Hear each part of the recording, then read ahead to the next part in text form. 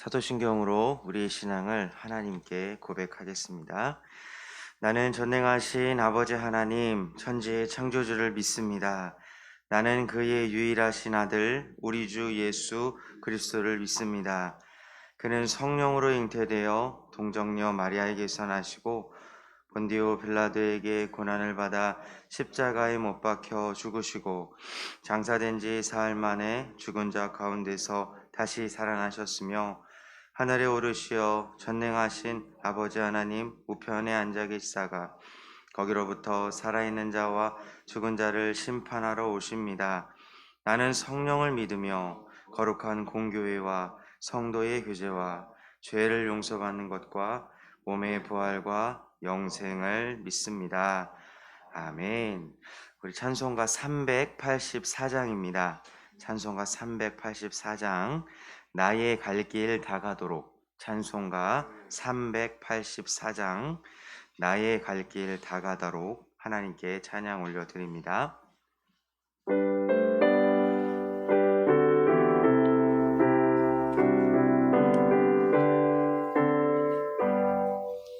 나의 갈 길 다가도록 예수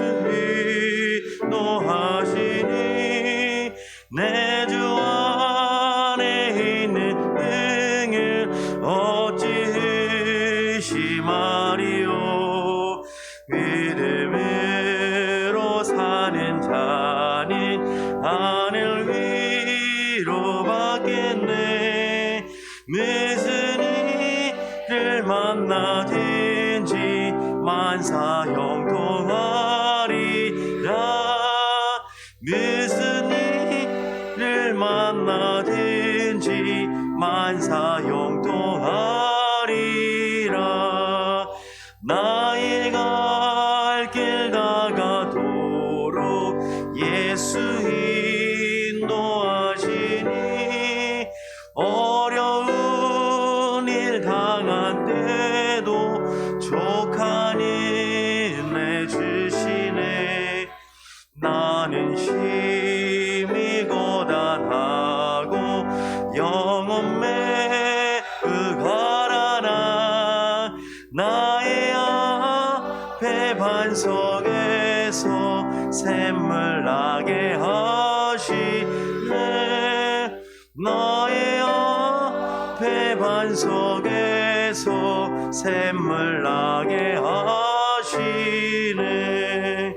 나의 갈 길 다가도록 예수 인도하시니 그의 사랑 어찌 큰지 말로 할 수 없도다.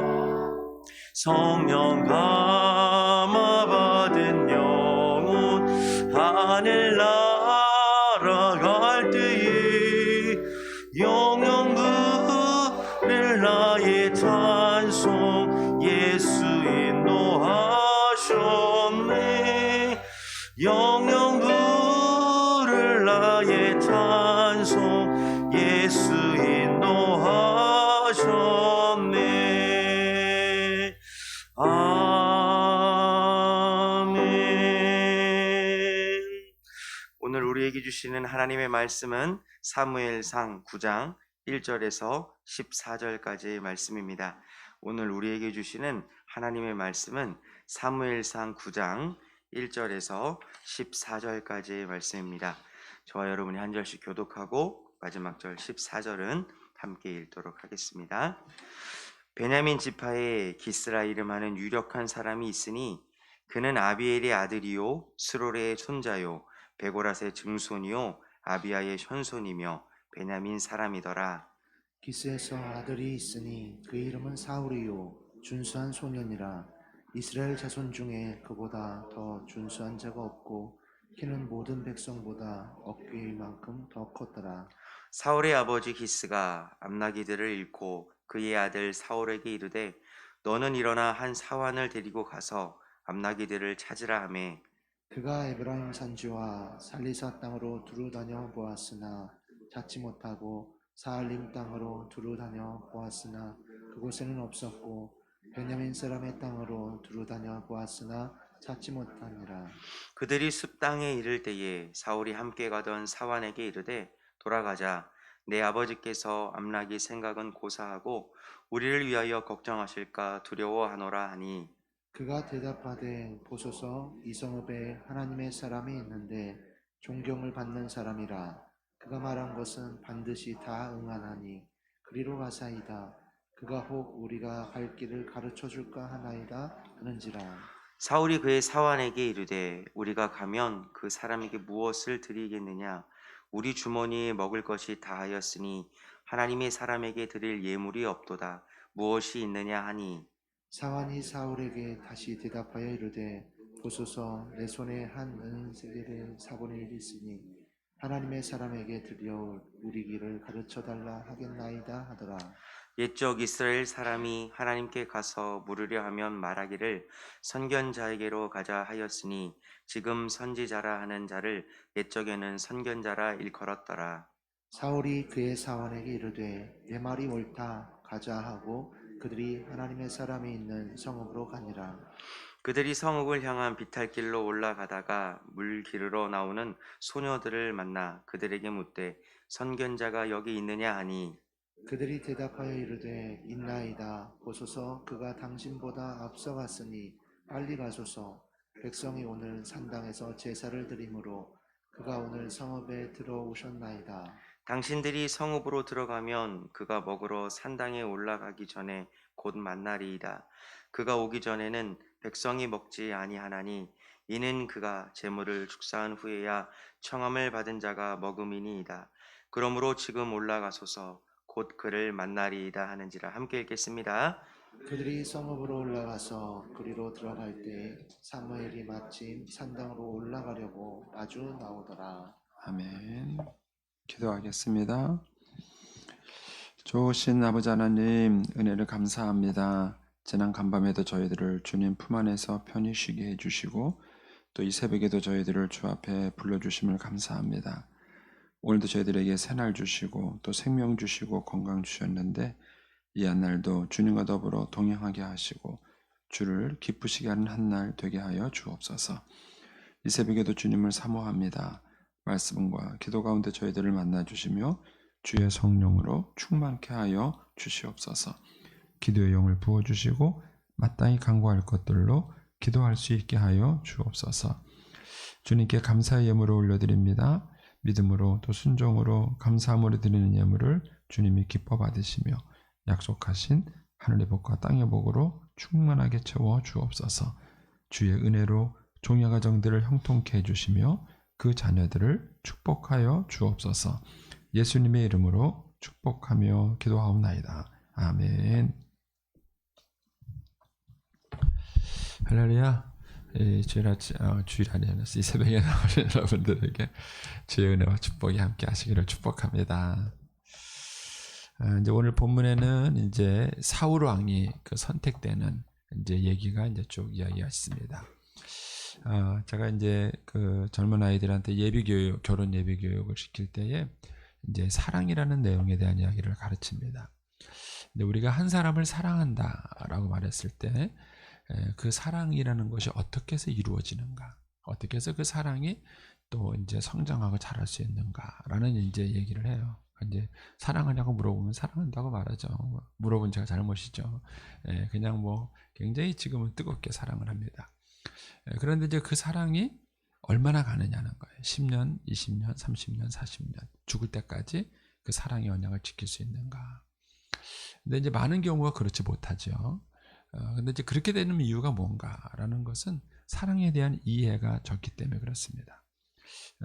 이제 젊은이들이 지금 어느 한 사람을 만나요. 그러면 이제 오늘이 2023년 이제 2월 7일입니다. 그러면 이제 오늘 내가 그 사람을 만나서 내가 당신을 사랑합니다라고 말을 했을 때 그 사람은 하늘에서 뚝 떨어진 사람이 아니에요. 그 사람이 내 앞에 나타나기까지는 그 사람의 나이만큼의 세월이 있는 거예요. 몇 살이냐 이렇게 물어보면 요즘은 34이요, 36이요 이래요.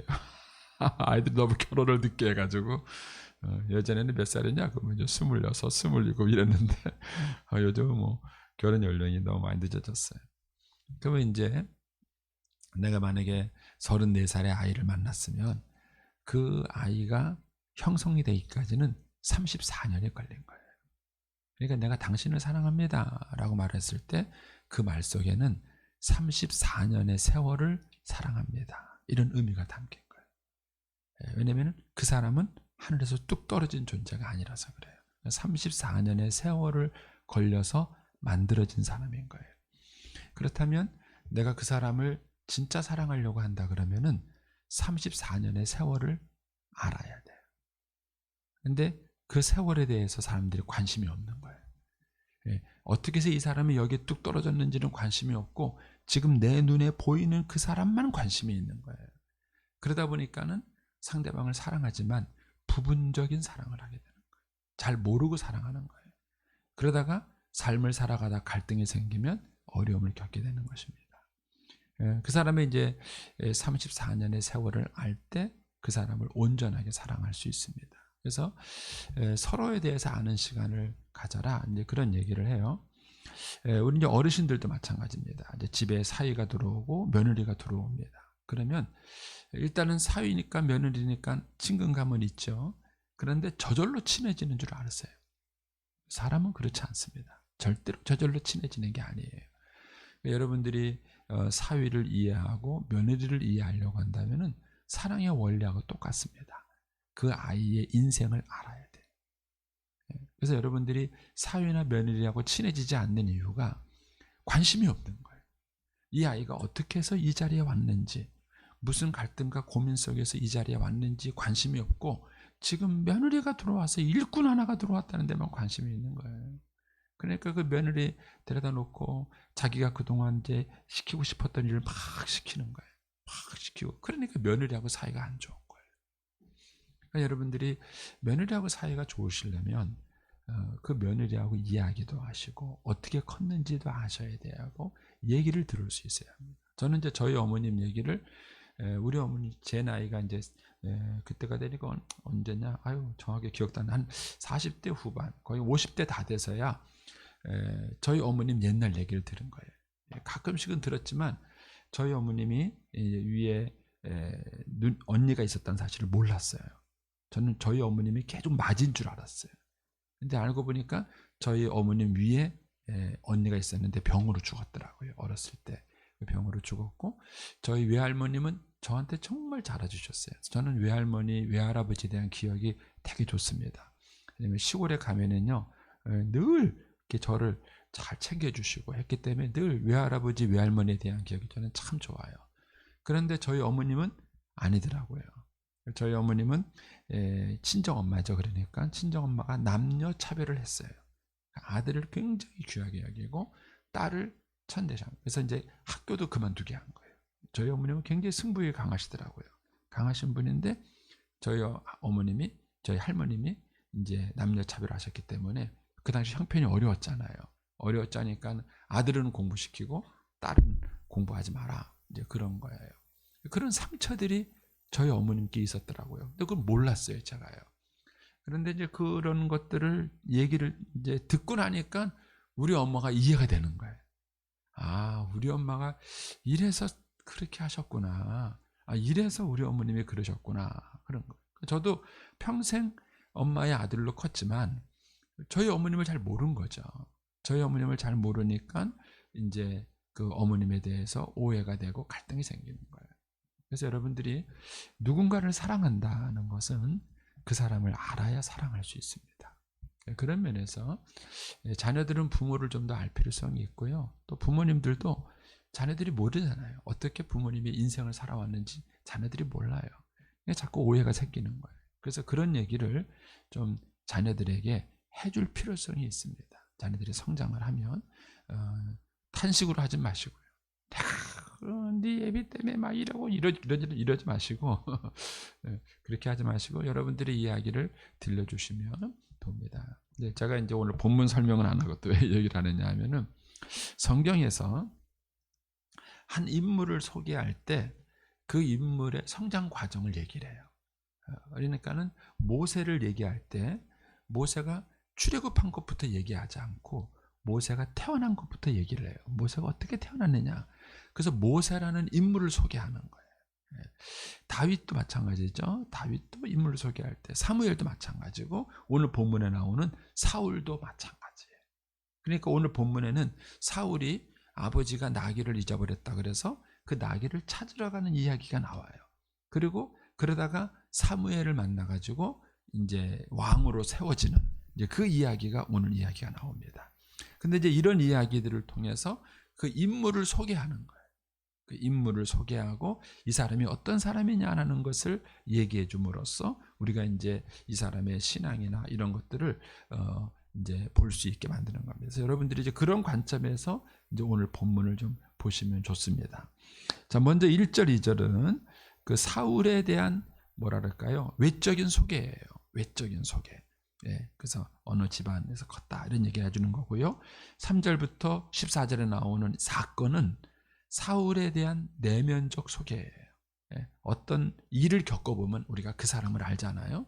그 사람하고 일을 해보면은 이 사람이 진실한 사람이다, 진실하지 않다, 뭐 성실하다, 안 그렇다 이런 걸 우리가 알잖아요.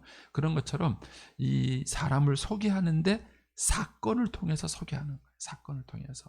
예를 들어서 모세 같은 사람은 성장 배경을 설명하고 난 다음에 어떤 사건이 있었느냐, 그가 왕이 되고 난 다음에 자기가 왕이 된다. 그가 이제 40세의 어른이 되고 난 다음에 자기가 히브리 민족인 것을 알았고, 히브리 민족 위에서 뭐예요? 애굽 사람이 히브리 사람을 확대하니까 뭐예요? 죽인 거예요. 그런 사람이 이스라엘 민족의 지도자가 되면요, 많은 사람을 죽일 거예요.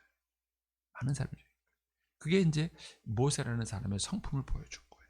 그래서 하느님이 그때는 모세를 쓸 수 없었어요. 그때 쓰면은, 그때 힘을 주면 모세는 하나님의 일도 하겠지만 많은 사람을 죽이는 거예요.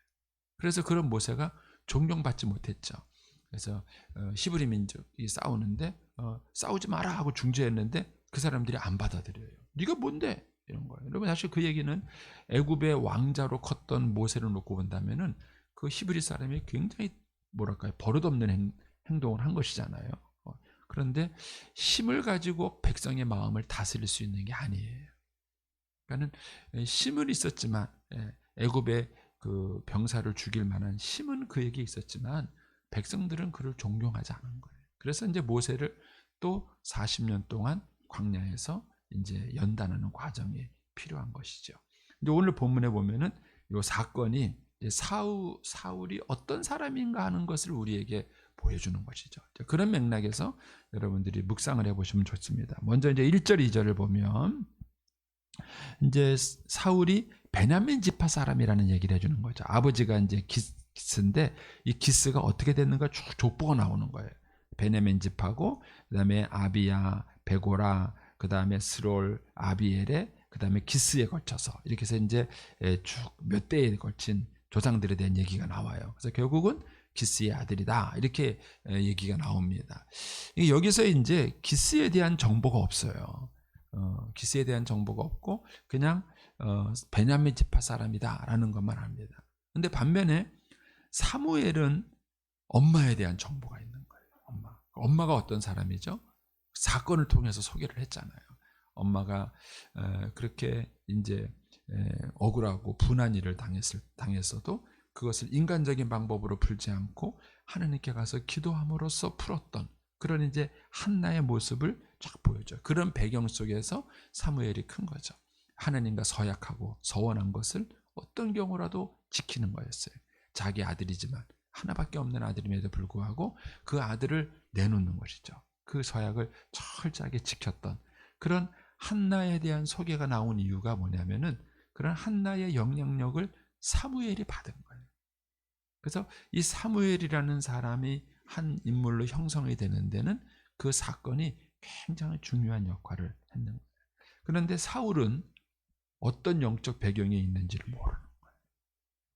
그가 성장하는 과정 속에서 부모로부터 어떤 영적인 영향력을 받았는지 모르는 거예요. 어쩌면은 모른다기보다는 소개할 게 없는 건지도 모르겠어요. 소개할 게 없는 건지도. 그러니까는 이 사울은 어떤 면에서 실패한 왕이에요. 전형적으로 실패한 왕인데 이 사건을 기록한 이유 중에 하나는 아마 사울이 왜 실패한 왕이었는가를 우리에게 설명해 주기 위해서 이 본문을 기록한 것이 아니겠는가. 저는 그런 생각이 들어요. 예, 사울의 이런 어린 시절 이런 얘기를 쭉 하는 이유가 사울은 실패한 왕이라면은 다윗은 성공한 왕이에요. 그러면은 이 두 사람의 차이는 뭘까라고 말했을 때 다윗은 어린 시절에 영적 경험이 있었어요. 영적인 경험. 그게 뭐였죠? 예, 곰과 이제 사자들 앞에서 그 양떼를 지킬 때에 하나님이 도와주시는 그런 경험이 있었고 그 경험이 있었기 때문에 성장해서 또 골리앗과의 그런 이야기가 있습니다. 그러니까는 다윗에게는 그런 어린 시절의 영적 경험에 대한 소개할 거리가 있는 거예요. 근데 사울은 어린 시절에 그런 영적 경험이나 배경을 소개할 거리가 없어요. 소개할 거리가 없어요. 이런 면에서 한 인물은 갑자기 태어나는 것이 아닙니다.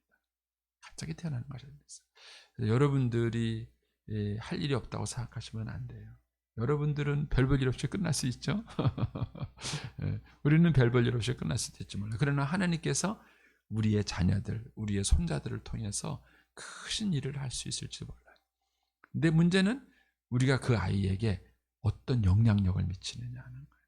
어떤 영향을 미치냐. 그래서 한 인물의 탄생은 그냥 갑자기 우연이 되는 게 절대 아닙니다. 우리 한국교회의 목사님들이 잘못 가르친 것 중에 하나가 그거예요. 그냥 신앙 사람이 어땠든지 간에 산에 가서 불 받으면 끝나는 줄 알아요. 그래가지고 저는 불 받아라는 얘기를 자라면서 엄청 많이 들었어요. 그래갖고 산에 가서 나무 뿌리 하나 뽑으면 인생이 확 달라지는 줄 알았어요. 그래가지고 나무 뿌리 뽑기를 얼마나 사모했는지 몰라요. 근데 인생이 그렇게 달라지는 게 아니더라고요. 여러분, 신앙과 믿음이라는 게 산에 가서 기도하다 불 받으면 그 사람이 확 달라지느냐? 절대 그렇게 안 달라집니다. 사람의 품성은 그렇게 달라지는 게 아니에요. 훈련이 필요해요. 연단이 필요합니다. 과정이 있어야 되는 겁니다. 인물이라는 것은 그렇게 갑자기 만들어지는 게 아니에요. 그런데 우리 선배 목사님들이 막 그걸 강조했어요. 그러니까는요, 한국교회 신자들이 연단받고 훈련받고 하는 데는 약해요. 그런 과정을 뛰어넘으려고 그러는 거예요. 그럼 모든 과정을 생략하고 어느 날 가서 산에 가서 기도하다가 불 한 번 받으면은 그 사람의 성품이 달라지고 인격이 달라져요. 안 그래요. 목사님들 가운데요, 설교는 잘 하시는데 성질은 더러운 분이 많아요. 왜 그래요? 불 받았으니까, 은혜 받았으니까 말씀을 잘 전해요. 그런데 막 입이 얼마나 거친지 몰라요. 그걸 누가 아느냐? 부목사님들이 다 알아요. 성도들은 잘 몰라요. 성도들은 이렇게 막 이게 단정하게 나와서 다 이렇게 말씀을 전하니까 잘 몰라요. 그 뒷 얘기는 이제 부목사님들이 다 아는 거예요. 뒷 얘기는 얼마나 사람들이 거칠고 그런지 모르요. 이런 것들이 사실 우리가 깊이 한번 생각해 볼 문제예요. 그러니까는 한 사람, 하나님께 쓰임 받는 한 사람이 만들어지는 것은 절대로 하늘에서 뚝 떨어지는 일은 없어요. 하나님이 그렇게 역사하지 않으세요. 하나님께서 한 인물을 세워서 하나님 마음에 합한 사람으로 쓰기 위해서는요, 반드시 연단이라는 과정을 거치고 훈련이라는 과정을 거쳐요.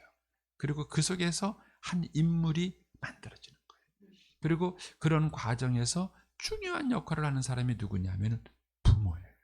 부모. 이제 부모가 먼저 영적으로 살아있고 영적으로 깨어 있어야 되고, 부모가 어떤 성품을 갖고 있느냐 하는 것이 그 자녀에게 굉장히 중요한 영향을 미치는 겁니다. 그래서 이제 여기에 기스에 대한 소개가 나와요. 근데 아쉬운 거는 영적 소개가 없다는 거예요. 기스가 어떤 영적인 인물인지. 한나는 있잖아요.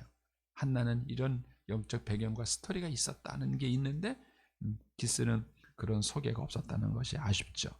자, 그리고 난 다음에 이제 3절 이하에 이제 사건이 벌어집니다. 이제 그 사건은 나귀를 잃어버린 사건인데, 아마 이 암나귀 한 마리를 잃어버리고 열심히 찾은 이유는 재산적 가치도 있었겠지만, 이 암나귀가 아마 이 사울에게 좀 아끼는 그런 나귀였을 가능성이 많습니다. 이 당시에는 나귀가 운송 수단이고 또 이렇게 사람들이 타고 다니는 것이기도 했어요. 그렇기 때문에 이렇게 열심히 찾았던 이유 중에 하나가 이 암나귀가 아마 재산적 가치도 있었지만 모르긴 해도 이제 그 어떤 개인적 그런 애정의 관계 그런 가치도 있지 않았을까 이렇게 이제 추정을 해봅니다. 그렇게 해서 이제 암나기를 찾아와라 이렇게 얘기를 하니까 이제 그 사울이 찾으러 가죠. 그래서 4절에 가보면은 그가 에브라임 산지와 살리사 땅으로 두루 다녀보았고 못 찾았죠. 사할림 땅으로 가는데 못 찾았어요. 근데 베냐민 땅으로 갔는데도 또 못 찾았어요. 이 4절을 이해하기 위해서는 성지순례를 가시는 수밖에 는 방법이 없습니다. 이렇게만 해갖고는 몰라요. 모릅니다. 근데 이제 여러분들이 여기서 알잖아요. 여기서 암나기 찾으러 은산까지 갔다 오고 뭐 논산까지 갔다 오면은 벌써 탁 감이 잡히잖아요. 많이 걸었겠다. 고생했겠다. 이런 감이 오잖아요. 근데 뭐 전라도 사람한테 은산이 뭐고 이러면 뭐 가려갔구나 갔다 왔구나 이런 거지 감이 하나도 안 와요. 그렇죠? 그러니까 이 4절을 그렇게밖에는 여러분과 저는 읽을 수밖에 없어요. 이걸 읽는 방법은 이제 성지순례 가는 거예요. 제 아내가 성지순례 처음 갔을 때 그 이스라엘 백성들이 걸었던 그 이제 40년 동안 방황했던 땅이 있어요. 거기를 이제 버스 타고 지나가는데 가이드 하시는 분이 갑자기 버스를 세우더라고요. 세우더니만은 우리 한 10분만 걸어보세요. 이스라엘 백성들처럼. 그 차에서 다 내려가지고요. 걷는데 뭐 모래바람이 얼마나 부는지 그런데다가 이제 너무 더워가지고 땅에서 열기가 막 올라오는 거예요. 제 아내는 뭐 1분도 안 걸은 것 같아요. 거꾸로 되면 한다는 소리가 아유 이스라엘 백성이 원망할 만하다. 성경으로만 봤을 때는 이스라엘 백성들이 왜 이렇게 하나님을 원망하는지 이해가 안 되는 거예요. 근데 그 땅을 한번 걸어보니까 원망할 만하다.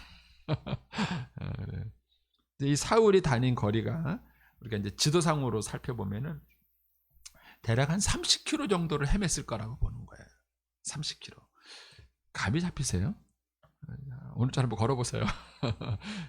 30km를 찾기 위해서 이 암나기를 찾기 위해서 막 이렇게 헤매고 다녔고요. 여기에 이제 두루 다녀 보았으나라는 동사를 보면은 처음에 이제 살리사 땅으로 두루 다녀 보아. 이게 단수예요. 근데 사할림 땅으로 두루 다녔다는 것은 또 복수입니다. 또 이제 베냐민 땅일 때 또 단수입니다. 그래서 이걸로 보면은 이 종이 항상 같이 다니진 않았던 것 같아요. 다니다가 무슨 이유 때문에 사울이 종을 머물라 그러고 자기 혼자 막 다니기도 하고 막 그런 거예요. 아마 힘들어서 그랬는지 어쩐지 그랬는지 모르겠고요. 어쨌든 사울이 굉장히 이 나귀를 찾기 위해서 굉장히 열정적으로 다녔다는 사실을 이제 알 수 있습니다. 그만큼 여기서 볼 수 있는 그 사울의 좋은 성품 중에 하나는 뭐냐면은 부모님의 권위에 순종하고 그 다음에 부모님 말씀을 따르는 그런 우리식으로 말하면은 뭐랄까 효심이 있는 그런 이제 사울의 긍정적인 모습을 여기서 이제 볼 수 있습니다. 5절에 가서도 그걸 느낄 수 있죠. 그들이 숲 땅에 이를 때 사울이 함께 가던 사울에게 이르되 돌아가자. 내 아버지께서 암나기 생각은 고소하고 우리를 위하여 걱정하실까 두려워하라. 부모의 마음을 이해할 수 있는 그런 마음이 사울에게 있었어요. 그러니까는 이런 인물들. 그래서 여러분들이 자녀들에게 효를 가르친다는 그 굉장히 중요한 겁니다. 그거는 나를 위해서 가르치는 게 아니에요. 그 부모들이 자꾸 착각하세요. 그 효를 가르치는 것이 나에 대해서 대접받으려고 하는 거예요. 그 유교의 효가 부정적일 때가 그런 거예요. 긍정적인 면도 있어요. 있는데 부정적으로 사용할 때는요. 자식이 마치 부모를 복양하는 도구로 이해하시는 거예요. 자녀는 그런 도구가 아니에요. 근데 그렇게 효를 가르치는 게 아닙니다. 그런데 여러분들이 자녀를 가르칠 때 그 자녀가 어린 시절부터 부모의 마음을 이해할 줄 안다면 다른 밖에 나가서 친구의 마음도 이해하고 선생님 마음도 이해하고 다른 사람들의 마음을 이해하는 거예요. 그런 아이라면은 사랑받지 않겠습니까? 어디 가서 자기밖에 모르는 거하고 내 마음을 알아주는 사람하고 다른 거예요. 근데 요즘 엄마 아빠들은 그런 걸 안 가르쳐요. 그런 걸 안 가르쳐요. 저희 어렸을 때는 어른들 공경하는 거를 얼마나 엄격하게 가르쳤는가 몰라요. 근데 이제 그게 불편한 것도 있었지만 우리가 항상 클 때 어른들을 헤아리는 훈련을 받은 거예요. 쉽게 말하면. 어디 나가면은 어른들이 불편하지 않은가, 뭐하지 않은가 이거를 헤아릴 줄 아는 마음을 갖는 거예요.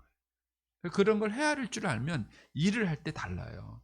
일을 할 때도 다른 사람들의 마음을 헤아려서 하나만 시켰는데 둘을 할 줄 아는 거예요. 근데 다른 사람의 마음을 헤아릴 줄 모르는 사람은 하나 시키면 하나만 해요. 요거 갖다 놔라 그러면 그거 딱 갖다 놓고 와요. 왜 시켰는지를 모르는 거예요. 그거를 왜 갖다 놓으라 그랬는지를 전혀 상대방 마음을 헤아리지를 못해요. 근데 요즘 아이들이 그래요. 요즘 아이들이 부모님들이 너무 그 아이들의 비유만 맞춰주고 그 아이들로 하여금 상대방을 헤아릴 수 있는 것을 훈련시키질 않아요. 그런데 이 효라는 것이 그런 훈련이 되는 거예요. 어른들을 공경하고 또 어른들을 대접할 줄 알고 이러려면은 어른들의 마음을 알아야죠. 그거를 단순하게 심부름을 시켜서 한다고 해서 될 문제가 아닌 거예요. 그렇게 해서 될 문제가 아닌 거예요. 그래서 여러분들이 자녀들을 가르칠 때 어렸을 때 효를 가르치세요. 자녀들이 하나님의 축복을 받는 비결이기도 하고요. 뿐만 아니라 그 자녀들의 마음속에 하나님을 제일 좋은 게 그거예요. 결혼하고 나면은요. 사돈 댁을 섬길 수 있도록 가르치셔야 돼요. 왜 우리 집에 안 오냐? 너는 왜 그러냐? 그러지 마시고 나한테 잘하라 그러는 거는 좀 쑥스럽잖아요. 나한테 잘하는 거. 그러나 사돈 댁을 말하면서 어른한테 잘해라 이렇게 말하기는 쉽지 않아요. 그래서 여러분들이 아이들에게 어렸을 때부터 이 어른들을 공경할 줄 아는 이 효를 가르친다는 것은 굉장히 중요한 성품 훈련이에요. 여기서 사울이 긍정적으로 소개된 것 중에 하나는 뭐냐면은 그 사울이 그래도 뭐예요? 어른들의 마음을 헤아릴 줄 아는 그런 성품이 그에게 있었다는 것입니다. 이런 것들은 이제 이 사건 속에서 이제 긍정적으로 소개를 하는 것이죠.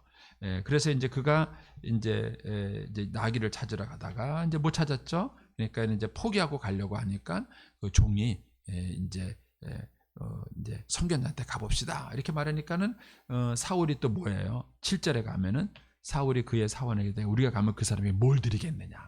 이게 다르잖아요, 벌써요. 이런 마음들이 사울에게는 있었던 거예요. 그에게 뭘 드리냐? 어떻게 빈손으로 가냐? 이런 거예요. 그러니까 저도 이제 목회를 해보니까 참 다양한 사람들을 만나요. 근데 이제 그 중에 하나가 뭐냐면은 감사를 잃어버린 사람이 있어요. 막 아쉬울 땐 찾아와서 막 그러는데 자기 끝나고 나면 땡 그런 사람이 있는 거예요. 근데 어떤 분들은 너무 이제 지나칠 정도로 부담스러울 정도로 감사하는 사람들이 있죠. 그러니까는 이제 참 다양하더라고요, 사람들이. 그래서 사울은 그런 성품이 있잖아요. 아버지 마음도 이해했고, 그 다음에 선견자에게 가는데 어떻게 빈손으로 가느냐, 이제 이런 얘기를 하는 거죠. 그러니까 이제 사원이 나한테 돈이 있습니다. 이렇게 갑시다. 이렇게 해서 이제 결국 사원의 말을 듣고 이렇게 갑니다. 근데 결국 그것이 뭐였습니까? 하나님을 만나는, 그러니까는 하나님의 택함을 받는 계기가 되는 사건이 있었습니다. 네, 이거는 이제 뭐 내일 사건하고 연결이 되니까 또 내일 아침에 또 나누도록 그렇게 하겠습니다. 그래서 여러분, 우리가 이제 사울을 보면서 한 인물은 저절로 태어나는 것이 아니다. 그래서 우리 부모님들이 이제는 우리의 자녀들 세대, 다음 세대를 생각하셔야 되고, 부모들이 그런 중요한 역할을 가지고 있는 거예요. 내 인생은 내 인생 하나로 끝나는 게 아니에요. 내가 어떤 인생을 살아가느냐에 따라서 그것이 자녀들에게 또 손자들에게 어떤 영향력을 미칠 수 있는가 하는 굉장히 중요한 영향력을 미치고, 하나님께서 한 인물을 쓰시는데 그런 과정 속에 우리들을, 부모들을 사용하신다는 것입니다. 저와 여러분이 이 시대에 좋은 그런 주님의 축복의 통로가 쓰임 받을 수 있게 되기를 축복합니다. 기도하겠습니다. 오늘은 7일자입니다.